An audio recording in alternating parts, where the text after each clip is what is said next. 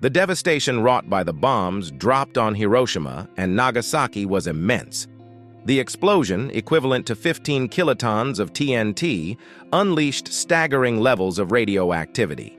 The fallout from the blast spread 400 times more gases into the atmosphere than in typical accidents. Today, a towering dome, standing 354 feet tall and 840 feet wide, stands as a solemn monument marking the site of this tragic event. Serving as a somber reminder of the catastrophic consequences of nuclear warfare, it attempts to conceal the dark chapter of history it represents. The Chernobyl nuclear disaster was triggered by a small error, released an equivalent of 225 tons of T.N.T. This catastrophe instilled profound fear within the Soviet Union and remains one of America's most formidable adversaries.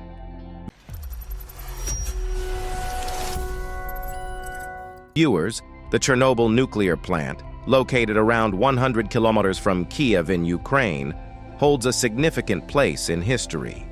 Once hailed as a marvel of technology, the city surrounding it now stands abandoned, serving as a poignant reminder of the catastrophic events that transpired there.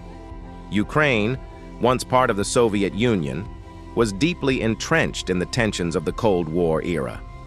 Like many global powers, the Soviet Union heavily invested in nuclear energy during this time, leading to the construction of numerous nuclear plants, including the Chernobyl nuclear plant.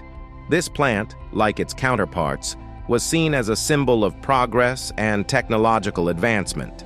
It comprised a series of reactors, labeled from 1 to 4. The fourth reactor, the last to be completed, is now encased beneath a colossal dome designed to contain its radioactive remnants. These reactors were notable for their impressive capabilities, each capable of generating 1,000 megawatt of electricity. At its zenith, the Chernobyl plant supplied half of the Soviet Union's electricity demands. In straightforward terms, the reactors functioned by using nuclear reactions to heat water, which then produced steam to drive turbines and generate electricity. As the turbines spun, electricity was produced. However, nuclear reactions are chain reactions, meaning once initiated, they are difficult to control. To manage this, each reactor was equipped with 211 control rods to regulate the reaction. These rods, made of materials capable of absorbing neutrons released during nuclear reactions, played a vital role in maintaining control. Neutrons are crucial for uranium nuclear reactions, and when absorbed by the control rods, they naturally slow down the reaction. At the Chernobyl plant, control rods were made from boron carbide with graphite tips. This precise construction ensured that the reactor, which operated continuously, maintained an internal temperature of 1,600 degrees Celsius, similar to the surface temperature of the sun. Maintaining the reactor's coolness was of utmost importance, as excessive heat could result in catastrophic outcomes. This intricate task demanded constant vigilance and meticulous maintenance within the reactor. Water played a crucial role in circulating through the reactor via water lines, facilitated by continuously operating pumps, much like the coolant system in a car engine. An important innovation was implemented in the Chernobyl reactors, though it may have gone unnoticed by many at the time. In a typical car engine, water circulation stops when the engine is turned off. However, in a nuclear reactor, water must circulate continuously without interruption. This is because even after the nuclear reaction ceases, residual heat continues to be produced for an extended period. To guarantee the reactor's safety and stability, it was imperative for the water pumps to run non-stop, without any breaks. This constant operation was essential to prevent potential accidents and maintain the reactor system's integrity. Electricity was vital for the reactor's operation. Typically, the reactor itself generated electricity, which was then supplied through the turbine. However, as a precaution, special backup systems, including diesel generators, were in place to address any power failures. The challenge was to switch to the diesel generators without disrupting the operation of the water pumps, crucial for reactor safety. Engineers devised a safety system to tackle this issue. Upon reactor shutdown, electricity generation would gradually decrease from 1,000 megawatt, allowing the pumps to continue running. During this transition, about 60% of the pumps could be sustained by the remaining electricity. This interim period lasted for 60 seconds before the backup generators took over. While the system was installed, testing remained pending. It was a necessary process, primarily focusing on reactors 1, 2, and 3, with reactor 4 awaiting its scheduled evaluation. The tests were conducted successfully. On the evening of April 25, 1986, preparations were underway for the safety test on reactor 4 under the supervision of Deputy Chief Engineer Anatoly Dyatlov. This safety test had been attempted twice before on reactor 4 without success. As per protocol, the test was scheduled to be conducted when the reactor's power output reached 700 megawatt. However, Deputy Chief Dyatlov habitually operated the reactor at 1,000 megawatt. To meet the test criteria, Dyatlov instructed the gradual insertion of control rods to lower the reactor's power output and slow down the nuclear reaction. Initially, the procedure progressed as intended. However, it appears that the control rods were inserted too deeply, resulting in a significant drop in the reactor's power to 30 megawatt. In an attempt to raise the power level, some control rods were withdrawn, but they were pulled out beyond the recommended limit. Ultimately, only 8 control rods remained inside the reactor, in violation of the rulebook's requirement of at least 15 control rods. This breach caused a rapid and uncontrollable surge in power, surpassing 1,000 megawatt and escalating to several thousand megawatts. The intense heat generated caused rapid evaporation of water in the pipes, worsening the situation. As events unfolded, it became evident that not only was the reactor core failing to cool down, but it was also displaying alarming behavior, sparking panic in the control room. The entire reactor began to vibrate, indicating a critical situation that required immediate action.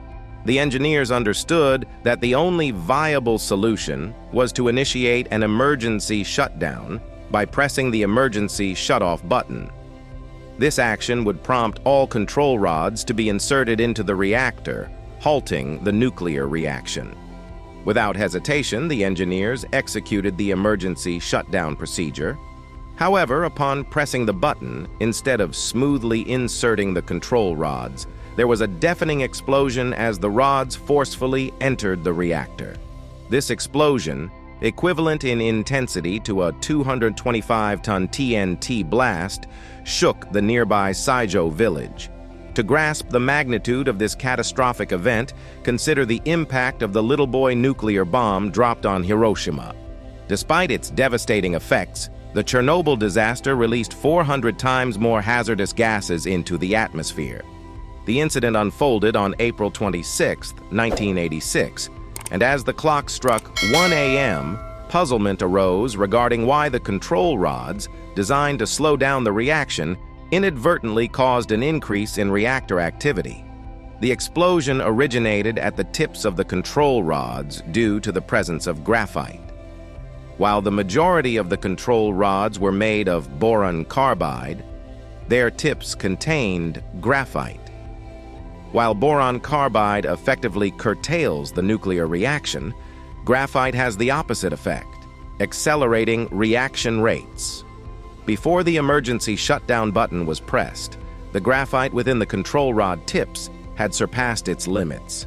Upon release, the graphite induced a rapid escalation in reaction speed, pushing the reactor beyond its tolerance levels and culminating in a catastrophic explosion.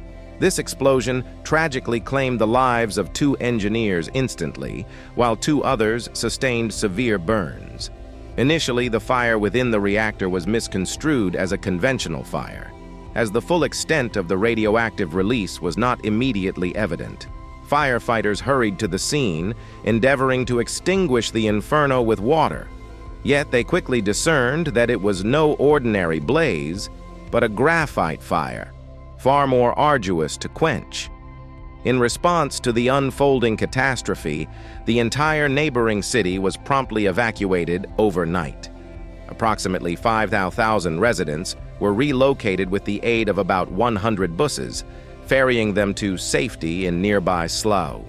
Helicopters were dispatched to assist in firefighting operations, dispersing over 5,000 tons of sand and soil to contain the conflagration.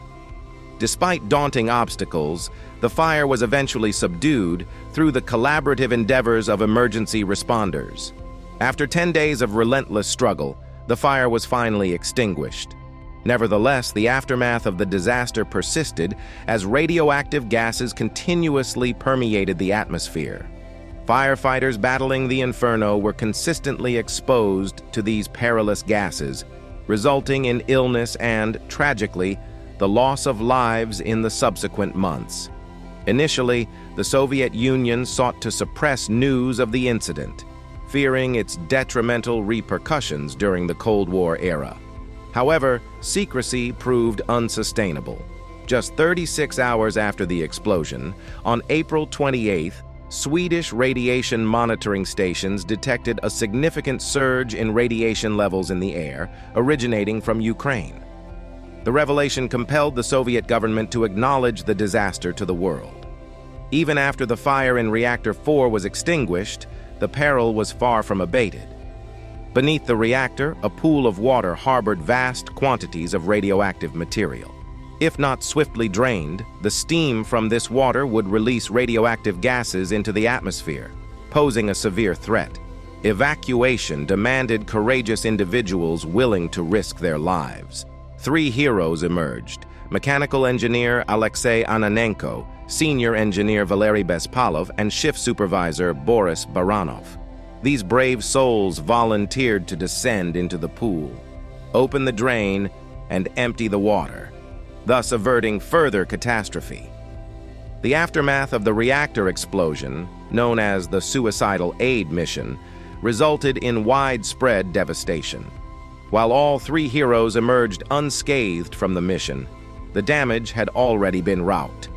Iodine-131 and other hazardous chemicals had been dispersed into the air, resulting in numerous health complications.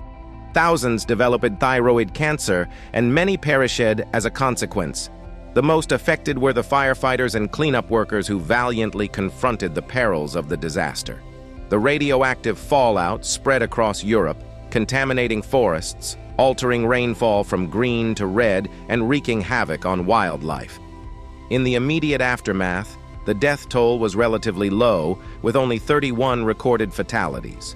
However, the long-term effects of radiation exposure were severe, resulting in an estimated 4,000 deaths over the years. The true extent of the disaster's impact remains challenging to quantify. Today, access to the Chernobyl disaster site is restricted to the general public due to ongoing radiation hazards. Despite efforts to contain the radiation, emissions are expected to persist for the next 400 years. In an attempt to mitigate further contamination, a massive dome was constructed at a cost of $3 billion, with the aim of confining the radiation within the site for the next century.